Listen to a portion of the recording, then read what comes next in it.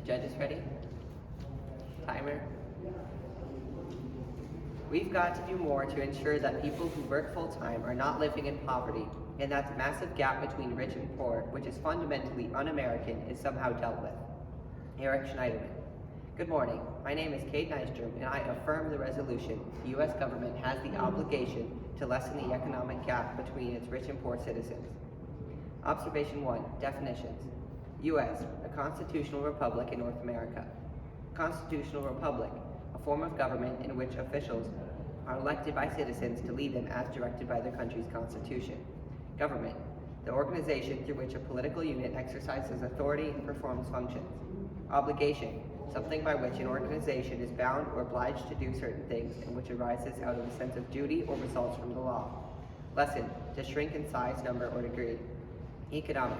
Pertaining to the production, distribution, and use of income, wealth, and commodities. Gap. A difference, especially an undesirable one, between two views or situations. Rich. Abundantly supplied with resources, means, or funds. Poor. Lacking sufficient money to live at a standard considered comfortable or normal in a society. Citizen. A native or naturalized person who owes allegiance to a government and is entitled to protection from it. Observation 2. Value. My value today is political legitimacy, defined as the justification of coercive political power, or in other words, the recognition of the right to govern. Observation 3. Criteria. My criterion to establish the political legitimacy of the U.S. government is upholding its Constitution. As stated in my definitions, the U.S. is a constitutional republic, so rather than the legal power of its government stemming from the people, it is instead derived from the government itself, or from the Constitution itself. My following contentions focus specifically on aspects of the preamble to the Constitution because the preamble embodies the fundamental values, aims, objectives, and general philosophy on which the Constitution is based. Observation 4. Contentions. Contention 1. Lessening the economic gap helps to form a more perfect union. America in the era of the Revolutionary War was more equal than any other country we have data from. Today, the Americans are the outliers in the other direction. In order to reintroduce the equality that was once widespread in the U.S., the government could institute several policies, including making the tax code more progressive, ending residential segregation, and investing in education. These policies would concurrently lessen the economic gap and help to form a more perfect union, thus fulfilling the goal of the Constitution. Therefore, these sorts of policies should be obligations to the U.S. government. Contention 2. Lessening the economic gap establishes justice. In a free market like the U.S., inequality can be created not through ability and hard work, but by privilege and monopoly power. Without government intervention, firms can exploit monopoly power to pay low wages to workers and charge high prices to consumers. When there is government intervention, such monopolies can be regulated to increase wages and lower prices. This promotes greater income inequality and supports the poor, which simultaneously lessens the economic gap and establishes justice in society.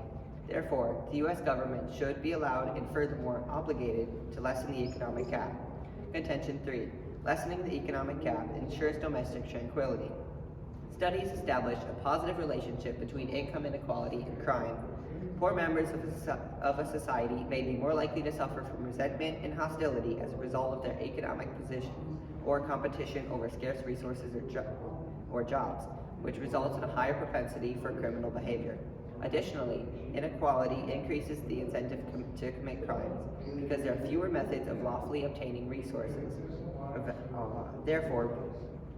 Lessening the economic gap would reduce these issues, therefore reducing crime overall, and would then increase the peace within our country, both at present and in the future. Thus, the U.S. government should be obligated to lessen the economic gap because it would accomplish its legally directed goal of ensuring domestic tranquility. Contention 4. Lessening the economic gap promotes the general welfare. The result of a substantial poor population, which is a defining feature of economic inequality, is a less effective, lower-income workforce, higher disease and mortality rates, higher health care costs, and progressively deepening poverty for afflicted groups. Additionally, Americans living below the federal poverty line have a greater chance of developing obesity and are 2 times more likely to die from diabetes. If the economic gap were lessened, the poor would gain the same level of well-being as the rest of the country. This directly promotes the welfare of the poor in addition to the general welfare, because everyone is negatively affected by poverty in some capacity. Because it would help the U.S. government achieve a constitutional directive, lessening the economic gap should be seen as an obligation. Observation 5, conclusion. Because the U.S. is a constitutional republic, it must fulfill the obligations of its constitution in order to have political legitimacy. Lessening the economic gap between its rich and poor citizens supports several aspects of the U.S. Constitution and should therefore become an obligation for the U.S. government. Thank you. I'm now ready for cross-examination.